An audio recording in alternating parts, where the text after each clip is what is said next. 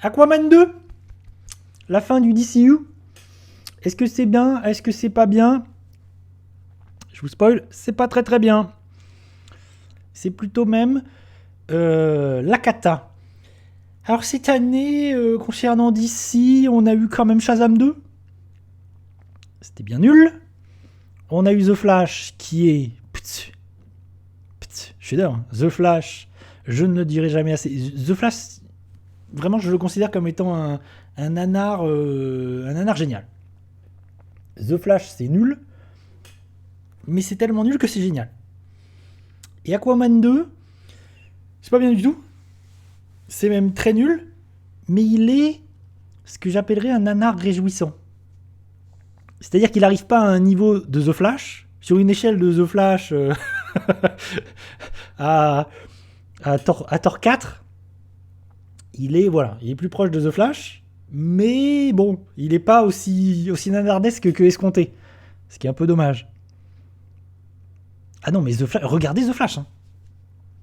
Vraiment, moi j'ai halluciné. Je pense, en 2023, c'est la séance où je suis resté le plus esbobi. Vraiment, il y a des moments où j'étais bouche bée devant ce que j'arrivais pas à réaliser, j'arrivais pas à croire ce que j'étais en train de voir tellement c'est fou quoi, tellement c'est incroyable. The Flash, c'est hallucinant. Les effets spéciaux, enfin le Nicolas Cage en 3D, les doublures numériques, c'est stratosphérique, c'est extraordinaire. Franchement, c'est allez-y. Vous savez quoi? J'ai créé une catégorie spécifique dans la tier list. Nouvelle catégorie. Pourquoi est-ce qu'il m'envoie des trucs là? Non. Parce que il fallait que je mette The Flash dans une catégorie à part. J'ai mis une catégorie nanar génial. Parce que je pouvais pas le mettre dans... Et en plus, c'est même pas que c'est un plaisir coupable. C'est vraiment que je kiffais le film parce que c'est nul. mais en fin de compte, j'ai kiffé The Flash. Bref. Et Aquaman 2, j'attendais ça en fait d'Aquaman 2. Je me suis dit, c'est sûr ça va être nul. C'est sûr ça va être pourri. Ça va être très mauvais. Et j'ai espoir qu'ils vont aller dans cette... Parce qu'il faut quand même se rendre compte qu'Aquaman 2, c'est le dernier clou dans le cercueil du DC Universe. Là, c'est le dernier. C'est la fin de cet univers engendré par Zack Snyder. Ah oui, il y a un Nicolas Cage en 3D. Et franchement, c'est le moment... Je pense que c'est le truc de l'année 2023 où j'ai le plus halluciné. Quand j'ai vu ça. Et d'ailleurs, Nicolas Cage en a parlé. Et je crois qu'il a dit qu'il n'était pas du tout au courant de ce qui allait se passer. Je crois qu'il a dit qu'il avait rien tourné, que je sais plus, enfin c'est lunaire. Et du coup, il savait pas du tout ce qui allait se passer et il a halluciné autant que les spectateurs, je pense, en voyant ce qui se passait avec Nicolas Cage. Bon, bref, c'est de la folie. Et du coup, Aquaman 2, il a la lourde tâche de passer après, et du coup, il est décevant. C'est ça qui est terrible, c'est qu'il est décevant. Cela dit, moi, j'ai pas détesté le premier Aquaman. Premier Aquaman, c'était pas non plus horrible. D'ailleurs, il a été un énorme succès. Vraiment, il a fait le milliard au box-office. Pourquoi? Je sais pas. C'est un film de James Wan. Et James Wan, moi, je trouve que c'est quelqu'un d'intéressant. Il réalise Aquaman 1 et 2. Et c'est un réalisateur qui vient du cinéma horrifique. C'est lui qui enfin, c'est lui derrière toutes les sagas horrifiques les plus importantes de ces dernières années. C'est-à-dire The Conjuring, Saw, Insidious. Enfin, il est derrière toutes ces sagas. C'est vraiment quelqu'un qui, je pense, n'a pas beaucoup de problèmes dans la vie. Parce que tout ça lui fait gagner beaucoup d'argent. Ouais, le premier est sympathique. Parce que le premier, et je me souviens, James Wan disait ça en interview, c'est qu'il avait envie de faire son Star Wars sous l'eau. Et oui, c'est qu'en fait, c'est un film qui a plein d'envie de créer un univers où tu te dis c'est Star Wars. Vraiment, c'est comme si sous l'eau, il y avait des univers, des planètes avec des extraterrestres. Donc, il y a plein de créatures, de monstres. Enfin, il y a plein de trucs. C'est amusant. Le premier, il est amusant. En plus, c'est un film d'aventure, un peu bébête, qui fait voyager. Enfin bref, c'était quand même rigolo et tu sentais que James Wan s'amusait, qu'il avait beaucoup de budget, qu'il s'amusait à faire un peu n'importe quoi. C'était très bête, mais c'était quand même un peu amusant, un peu jouissif, un peu cool. James Wan, il a aussi réalisé un Fast and Furious. Voilà. je dis ça là. Voilà, le mec a quand même une carrière assez étonnante. Et il a réalisé récemment, tiens, il faut que je parle de ça, il a réalisé Malignante. On parlait de nanar, si vous avez jamais vu Malignante, film d'horreur de James Wan, c'est un nanar, mais c'est un nanar fabuleux. Vraiment, ça fait partie de ces... J'avais rarement vu, c'est un nanar horrifique, fabuleux. C'est d'une bêtise hallucinante, mais James Wan, il a envie de faire tellement du cinéma, de la mise en scène, des choses. Il y a des idées visuelles. T'as l'impression... Il y a des moments où c'est... comment s'appelle ce jeu?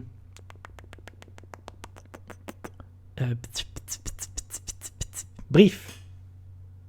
Je sais plus ce que je voulais dire, mais Malignante, c'est foufou. Vraiment, il y a des trucs...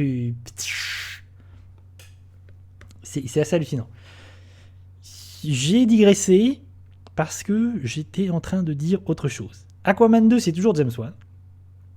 Mais il a la lourde tâche d'être le dernier film du DCU, en sachant qu'ils ont annoncé qu'ils allaient reboot, que ça allait partir sur d'autres choses, que ces personnages n'allaient pas revenir, que voilà, tout ça c'était la fin. Donc ces films, ils sortent un petit peu, ils sont jetés un petit peu, voilà, on va passer à autre chose, il faut les sortir, ça a coûté très cher, donc on les sort.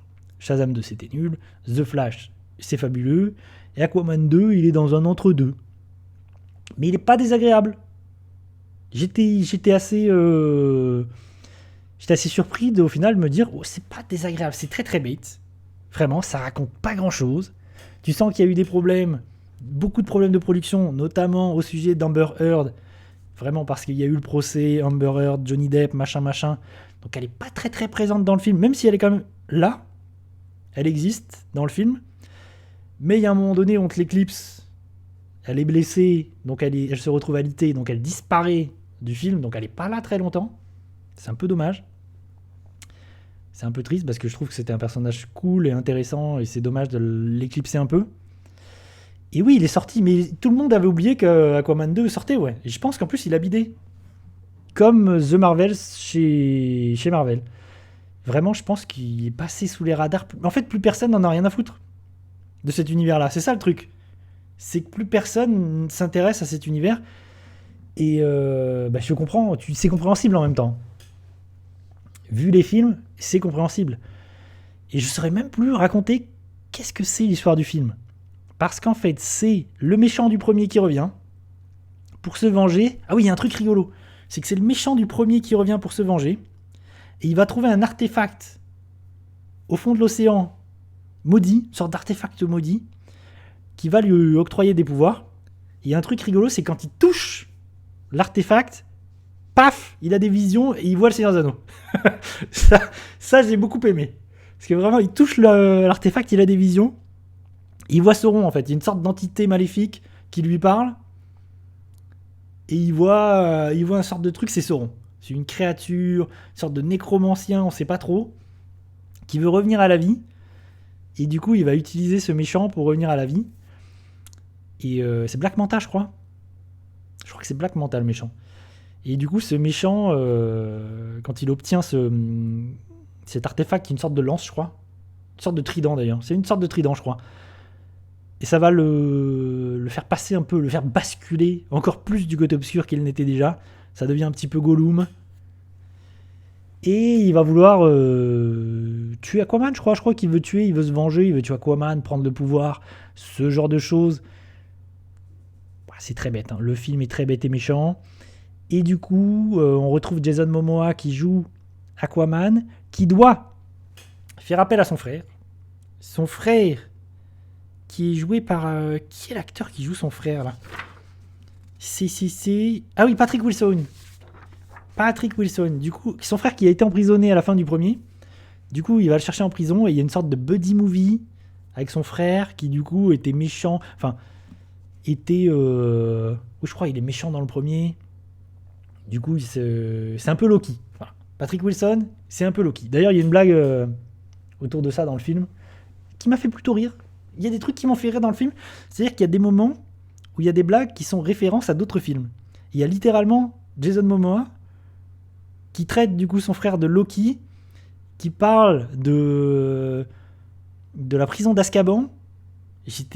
Ça sort de nulle part et je me suis dit waouh, qu'est-ce qui se passe, ça m'a fait. Il y a des trucs comme ça qui m'ont beaucoup fait rire dans le film, étonnamment. Il y a des trucs marrants, il y a des idées rigolotes. Par exemple, le frère d'Aquaman, du coup, il a vécu toute sa vie sous l'eau et ils vont hors de l'eau. Et Patrick Wilson le joue bizarrement. Et je me suis dit, mais c'est bizarre en fait, parce qu'il joue avec les bras comme ça pendus le long du corps et tu te dis, waouh, c'est bizarre la façon dont il a de courir et de marcher. Et en fait, il te le dit à un moment donné dans le film, c'est que il a pas l'habitude de marcher sur la terre ferme. Et du coup, ça crée un truc rigolo, un gag à un moment donné, parce qu'il court de façon ridicule. Une sorte de Naruto run. Et ça m'a un peu fait marrer ce genre de choses. Voilà, j'ai trouvé des petites choses à me mettre sous la dent dans Aquaman 2. C'est quand même fou. Et au final, c'était pas si désagréable. Il y a un truc, c'est que, en fait, il n'y a pas de personnage. Je me suis rendu compte de ça, c'est qu'il n'y a pas de personnage de Aquaman. En fait, le personnage d'Aquaman, c'est juste. Il n'est pas caractérisé, c'est juste. Et ça, dans le 1 aussi, et dans tout cet univers, c'est juste Jason Momoa qui fait n'importe quoi. Et en fait, que ce soit dans ce film Aquaman, ou dans le dernier Fast and Furious où il est le méchant, c'est le même perso, en fait. T'as l'impression que c'est juste le même perso, c'est Jason Momoa qui fait n'importe quoi. Je connais pas le perso d'Aquaman dans les comics, mais vraiment, c'est. Il a très peu de caractérisation. C'est vraiment. Tu sens que c'est l'acteur qui s'amuse, qui fait n'importe quoi. Et c'est tout. Basta.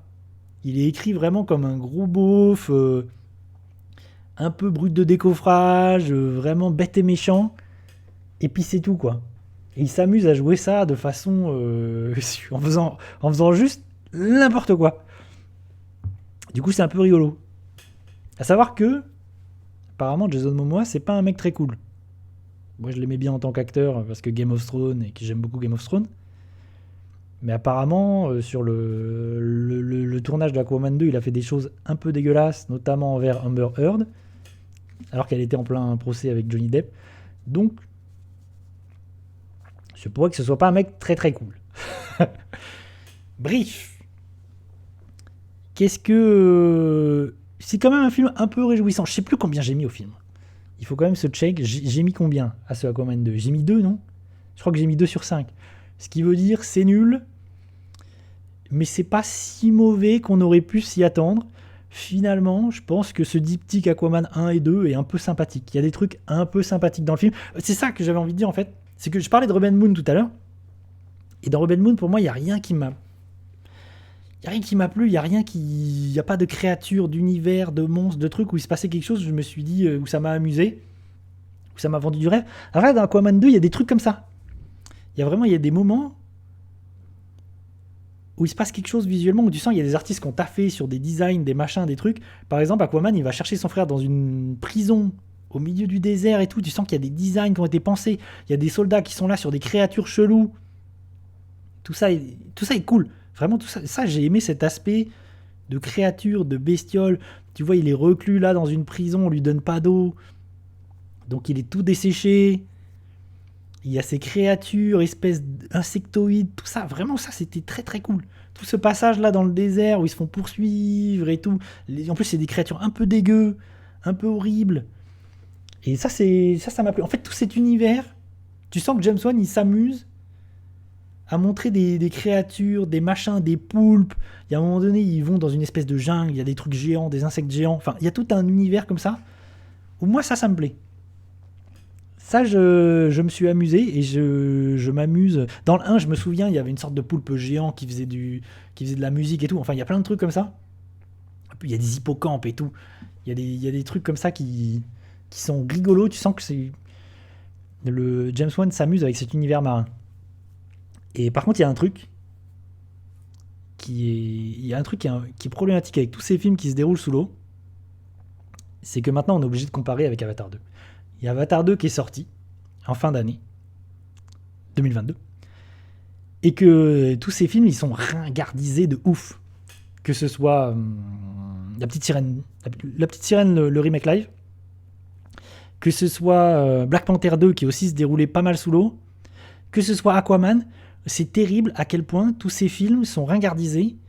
Et toutes ces séquences sous l'eau, elles sont éclatées. Vraiment, tu te dis, waouh. Vraiment, ces acteurs sous l'eau, avec les effets spéciaux dans les cheveux pour faire croire que ça flotte et tout, c'est quand même très très très laid. Quel que soit le film, c'est très très très laid, surtout en comparaison d'Avatar 2. Je pense que James Cameron, il a fait du mal à tous ces films qui essaient de dépeindre un univers sous-marin. Parce que ça marche absolument jamais, quoi. Et Avatar 2, il est d'une espèce de perfection visuelle. T'y crois à mort. Le truc, c'est qu'Avatar 2, t'y crois à mort tout le temps. T'y penses plus du tout. Tellement c'est impressionnant. Et que ce soit La Petite Sirène, vraiment, moi, La Petite Sirène, ça m'a choqué. Vraiment, ça m'a choqué à quel point c'est moche et à quel point, pendant 90% du film, tu vois des incrustations de visages sur des trucs en 3D. Et ça, pendant tout le film. Et Aquaman, c'est pareil. Il y a beaucoup de doublures numériques, de trucs moches, de trucs sales. Ça, c'est le problème des films de super-héros ces dernières années. C'est pas le problème des gens qui font les effets spéciaux, c'est juste qu'ils n'ont pas le temps et qu'ils sont pressés et que du coup, on se retrouve avec The Flash qui a des doublures numériques, mais de l'enfer. Moi, ça m'amuse beaucoup parce que j'ai un peu cette déviance j'aime bien les effets spéciaux des débuts des années 2000 où c'est un peu claqué. Du coup, j'aime bien voir ça. Mais c'est quand même assez honteux de voir des films à 200 millions, voire plus, avec des effets pas finis. Oui, c'est ça qui est intéressant, Wesley. C'est que je passe du coq à l'âne, quoi. J'aime bien aller voir des films d'auteur, comme je vais voir des blockbusters, comme je vais voir des films documentaires. Quand on va faire la tier list, vraiment, il y a de tout et de n'importe quoi. Vraiment. Mais parce que c'est un truc que je répète souvent, c'est que je pense qu'il faut être curieux, quoi. Il faut pas hésiter à aller vers des choses où tu n'irais pas forcément de base. Il faut être curieux, quoi. Il faut juste être curieux, pas hésiter. Par exemple, j'ai vu beaucoup de films français cette année et je trouve que le cinéma français cette année, il a été hyper 2023, hein, parce qu'on est en 2024, mais j'arrête pas de dire cette année. Le cinéma français, il a été hyper vivace, quoi. Il y a vraiment plein de belles choses, il y a vraiment plein de beaux films en France et de choses intéressantes. Moi, c'est que je suis réfractaire à rien. Vraiment, je me dis, il faut vraiment être ouvert, être curieux. Comment ça, Fabéliane? Bonjour, Fabéliane. Ça parle mal tout de suite. Donc voilà. Ceci met un point d'honneur. Aquaman 2, c'était pas bien. Mais c'est pas si horrible. En tout cas, s'il y a un film de... Attendez, c'est ça ma conclusion. S'il y a un film de super-héros à voir en 2023, en dehors de Spider-Man, c'est The Flash. C'est The Flash. Ma conclusion, elle est là. The Flash, c'est fabuleux.